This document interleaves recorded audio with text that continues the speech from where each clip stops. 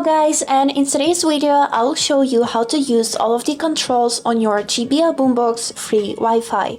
Let's get started. So, right here we can see 6 buttons, and let me tell you about every of them. So, let's start with these center ones. Right here you'd be able to see a power button which can turn on or turn off the speaker. The second thing that we can see right here is battery indicator. If it's white and it's not blinking, that means that your speaker is charged enough.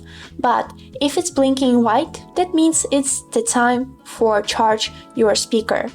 Also, we can see a Bluetooth button right here, which will turn your speaker into a pairing mode. But if you are connected to any device and you will click on this Bluetooth button, it will automatically disconnect from the device and start looking for a new one. So, the next buttons that we can see right here, that's these minus and plus.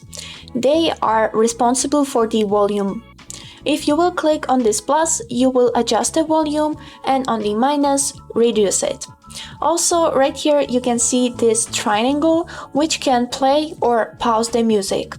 And the last button is this heart, which is my moment function.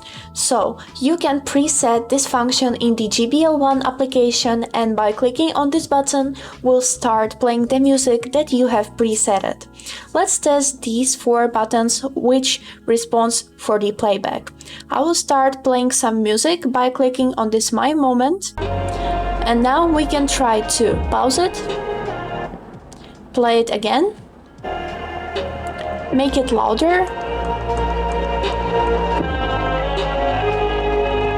or reduce the volume by clicking on this minus. And also let's pause it again. And now you know how to use all of the controls on your JBL Boombox free Wi-Fi.